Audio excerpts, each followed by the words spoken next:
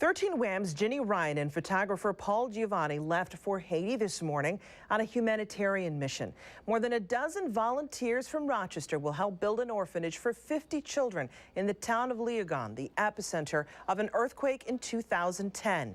The group includes local doctors with InterVol and employees of Constellation Brands. Ginny and Paul were invited to go along to capture this mission, and they'll have reports over the weekend and next week on 13 WHAM News. Jen, thank you. It has been 4 years now this month since this catastrophic earthquake in Haiti. More than 300,000 people died, and many who survived were left living in tents. More than a dozen volunteers from Rochester, along with 13 WHAM's Ginny Ryan and photographer Paul Giovanni, are in Haiti today. They left early this morning from the Rochester airport. The volunteers include employees of Constellation Brands and local doctors with a group called InterVol. They will spend the weekend working to build bunkhouses for an orphanage in Léogâne, the town at the epicenter of the earthquake. One doctor says even 4 years later, there is still much work to be done. By Haitian standards, there is progress. It's difficult, but you just got to keep with it because the people are just like you and I. They're just everyday, regular folks with families. They just happen to be born there, and we were born here. We're very fortunate. New at 5:50, we're going to hear from Ginny. We just talked to her a few minutes ago. We'll find out how the trip is going.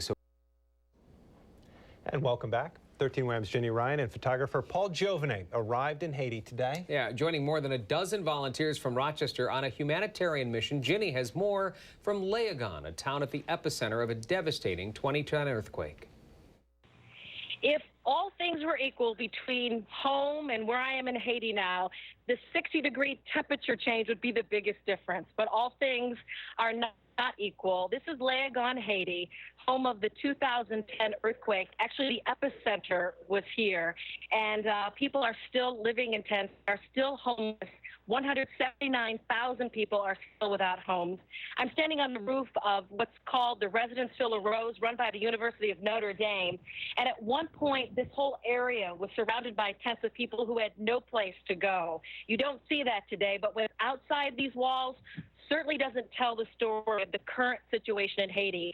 As we were driving about 30 kilometers today from Port-au-Prince to Léogâne, the road out from the airport is just filled with shanty towns where people live, where they have no choice but to live there.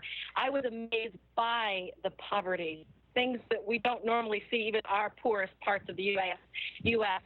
And besides the shanty towns, there are still people living in tent cities that were erected shortly after the earthquake. There is a lot of work that still needs to be done here. But the people who have been here before for the last 4 trips were amazed by how much work has already taken place. In fact, roads you can travel on, the potholes are gone, but still the people. It's the people who need the homes. Tomorrow we're moving out to the orphanage they're going to build. We'll get a look at that. We'll be sharing that story. And on Sunday, they're actually going to cut the ribbon on that orphanage. So we will share that story as well with you. So for now, from Léogâne, Haiti, Ginny Ryan, 13 WHAM News. Wow, quite a trip. Yeah. Dozen volunteers from Rochester, along with 13 WHAM's Ginny Ryan and photographer Paul Giovanni, are in Haiti tonight. They are on a humanitarian mission there, and they will spend the weekend working to build bunkhouses for an orphanage. Ginny has more from Léogâne. It's the town at the epicenter of a devastating 2010 earthquake. If all things were equal between here and Haiti, the biggest change would be the 60-degree temperature difference. But all things are not equal. This is Léogâne, Haiti, the site of the epicenter of the 2010 earthquake. And we are right now standing on the roof of the Hotel Villa Rose, which is run by the University of Notre Dame. Let me just pan off for a moment and show these wide open fields just a couple of years ago were filled with tents. People living in them with no other option. Keep in mind, there are still 179,000 people here in Haiti still living in tents. So what we are living in now behind these walls certainly does not tell the story of what is outside these walls. In fact, coming in from Port-au-Prince today, I was amazed by the breadth and depth of the shanty towns where people live, and still the tent cities that existed after the earthquake, still living there, still there. It is still a scene of desperation, but there have been improvements, as some of the people who have been to Haiti before have seen and told me.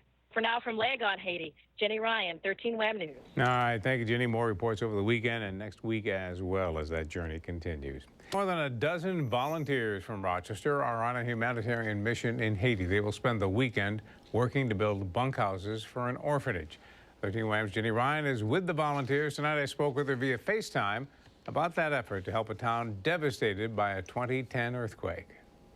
Our first view of Port-au-Prince was from the window of our bus, and I was shocked by the level of poverty. The shanty house for miles and miles, and you juxtapose that with this beautiful coastline that in the United States would be filled with these beautiful homes, but yet there are tent cities there still from the earthquake 4 years ago, and almost 200,000 people live in these tent cities still.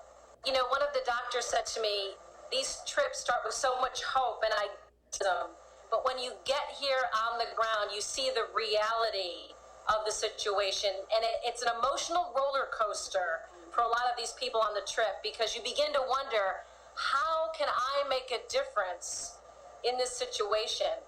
It's so hard for us to relate to how people here live. Someone said to me, prepare to have your heart broken many, many times and rebuild. Yeah, and Ginny was saying tonight that tomorrow's going to be a real challenge. When you go to the orphanage, the little kids just come up to you. They want you to hold them. They want to talk to you. They want to be with you. You are a sign of hope for them. Ginny's going to join us with more reports throughout the weekend. Later, she's going to be back with a very special T-shirt of the week, all the way from Haiti. All right, it's going to be some very powerful video and testimonials from there. So.